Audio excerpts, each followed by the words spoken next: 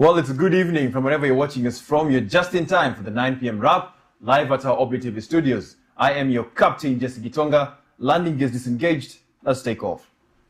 You can join in the coverage live through our social media platforms at Obi TV Kenya, hashtag the 9 p.m. wrap, or you can reach out to me on my social media platforms at the Jesse Tosh. A 16-year-old driver is at the center of a tragic crash that killed 2 pedestrians and critically injured a 10-year-old boy in Parklands, Nairobi.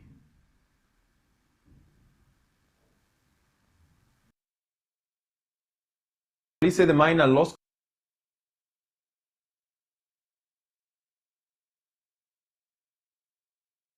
one victim for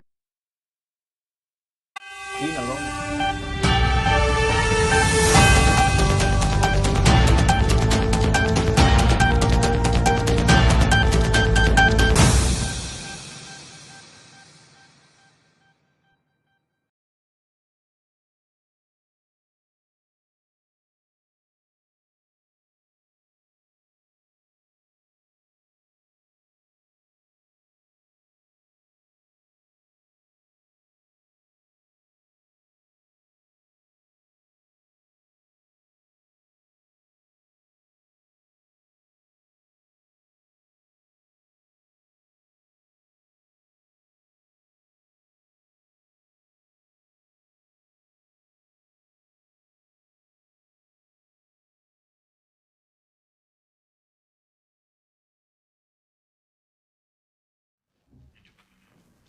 Well, we are very sorry for that technical hitch. On to the story that we were talking about.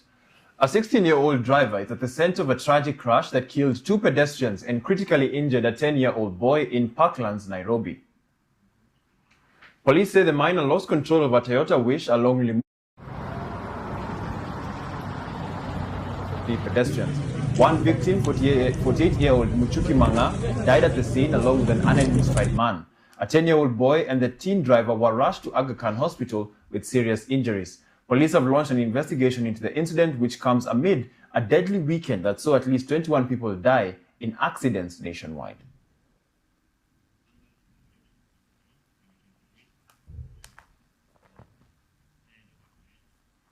Kenya's more than 106,000 village elders are set for the biggest transformation of their role yet.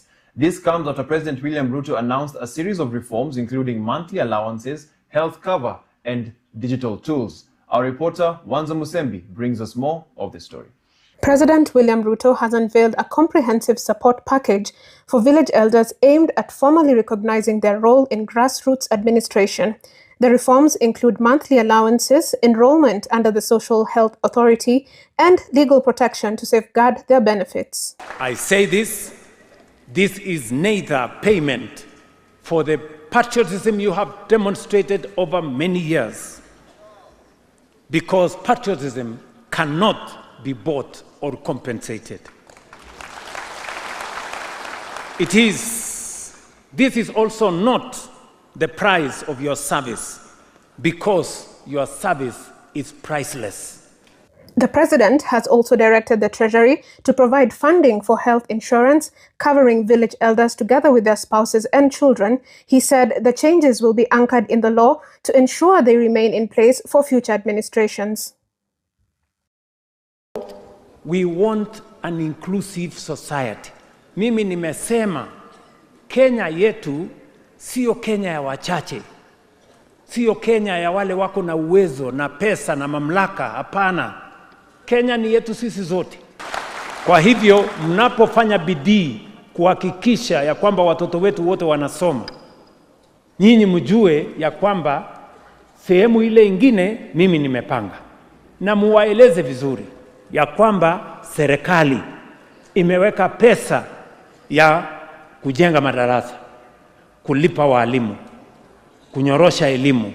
As part of the modernization drive, village elders, chiefs, and assistant chiefs will receive smartphones and digital training, including artificial intelligence skills, to improve service delivery. The government has also continued deploying national government administration police unit officers to strengthen security and coordination at the grassroots level. Wanza Musembi reporting for Obi TV, Nairobi. And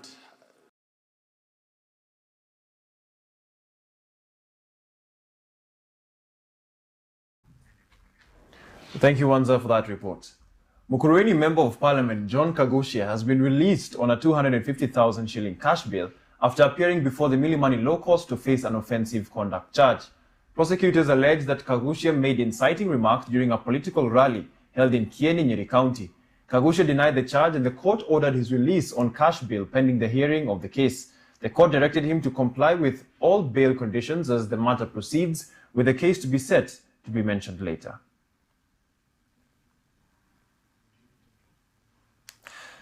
The High Court has ordered supermarket giant Carrefour to pay its former teller, Nancy Munene, 246,000 shillings for unfair dismissal. The Employment and Labor Relations Court ruled in favor of Munene after finding her termination was unlawful. Munene was fired by the retailer after reporting an incident in which she was assaulted by a customer while on duty. The court determined that the supermarket failed to follow due process and had no valid grounds to terminate her employment contract. Carrefour has now been directed to compensate the former teller for unfair termination and breach of labor laws. Well, the government has announced the nationwide deployment of 200 newly trained Director of Criminal Investigation officers specialized in drug trafficking, narcotics, and substance abuse. Speaking at State House, Nairobi, during a meeting hosted by President William Ruto for village elders, Interior Cabinet Secretary Kipchumba Murkomen said the officers will work with chiefs, assistant chiefs, village elders, and the National Government Administration Police Unit to disrupt drug trafficking networks. Murkomen said the government is also increasing operational funding for chiefs and assistant chiefs to improve grassroots security coordination and service delivery as part of a multi-agency strategy to combat narcotics and substance abuse. Kumekuwa na changamoto kubwa kwa sehemu za Kenya kwa mambo ya drugs na substance abuse, na hawa wazee wamekuwa frustrated sana pamoja na chiefs na assistant chiefs kila wakati hiyo kazi ikifanyika. Ulileta directive ya kwamba we must strengthen the unit yenye anti-narcotics unit kwa DCI office, na DCI yuko hapa, Your Excellency, vile ulileta directives, wale DCI officers 200 wamekuwa trained na sasa watakuwa deployed all over the country kuhakikisha kwamba enforcement ya drugs itakuwa imepigwa zaidi, Your Excellency. Well, let's take a short commercial break, but don't forget, don't go far. We'll be back with more.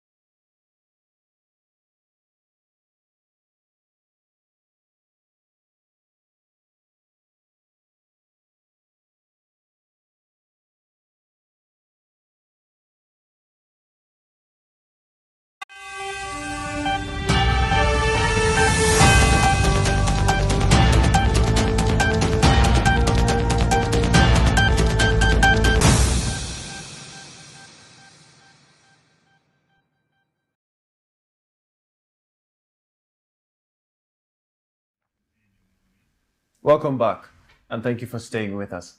Principal Secretary for the State Department for Lands and Physical Planning, Nixon Korir, today appeared before the Public Accounts Committee to respond to the queries raised in the Auditor General's reports on the department's private security lands account.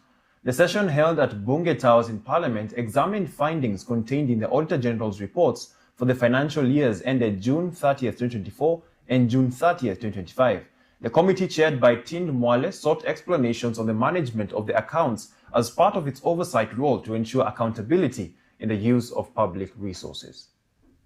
The JNAM, which was, if you know, the Armed Services Chair, we are treating Armed Services system as a security system because it is holding land records. That Honorable Chair, if it is interfered with at the back end, then the entire country or the entire system will collapse. So, Honorable Chair, we have a system that we are running together with our security agencies to ensure that the operations of our system is secure, but it is not a confidential vote. What happened, Honorable Chair, is that when we get the operations, the back-end operation of the system, the security operations of the system, the firewalls and the rest, we treat it as a state department as a very critical.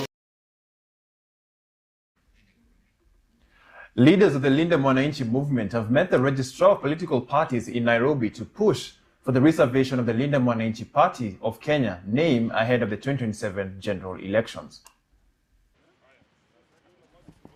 The delegation included Nairobi Senator Edwin Sifuna, Embakasi East MP Babu Owino, and Suba South MP Carolee Omondi.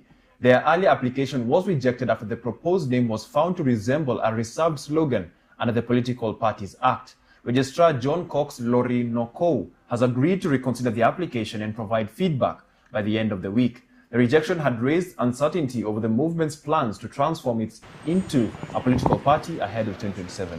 You will recall that we had made an application for that name and we received a letter declining the registration on account of public interest.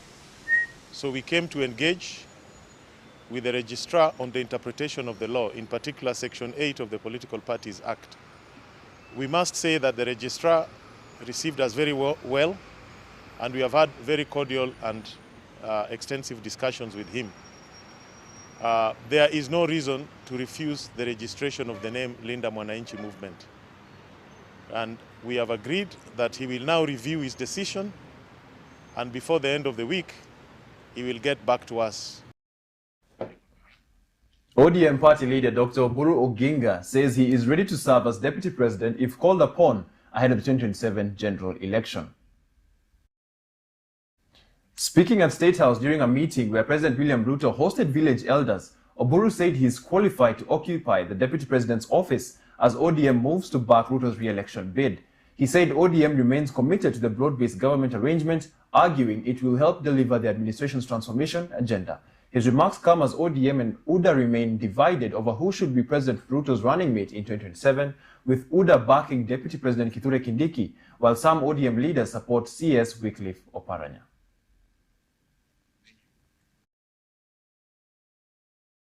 And we are in this broad-based government. We are working with President Ruto in broad-based government. My late brother Raila Odinga left us there, and may God rest his soul in peace. And we are not going to be swallowed by him, but we are going to work together to make a strong government. Basi sukumeni power, tuendelee. Kura ikikuja, wakati huu sisi ODM hatutakuwa na candidate wetu ni President William Ruto.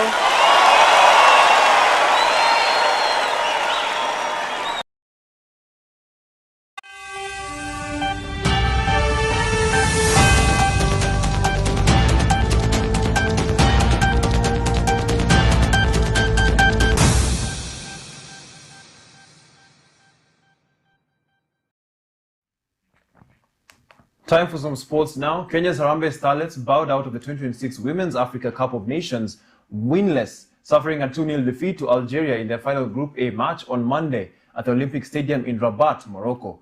First half goals from Bristol City midfielder Marine Dafer and Linda Bendris secured Algeria's place in the quarterfinals and condemned Kenya to a third successive defeat, ending their campaign without a point. Coach Beldin Odemba made 3 changes to the side that had narrowly lost 1-0 to Senegal in the previous outing, bringing in Enmez Mango, Martha Amunyolete, and Valerie Nekesa in place of Lea Andiema, Lona Nyarinda, and Violet Nyanjala.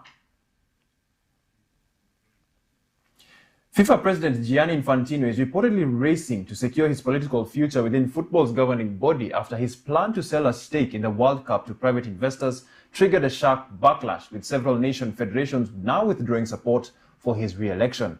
England's Football Association confirmed it will withdraw support for Infantino's re-election in an effort to force his resignation, following similar moves by Wales, Serbia, Sweden, and Finland.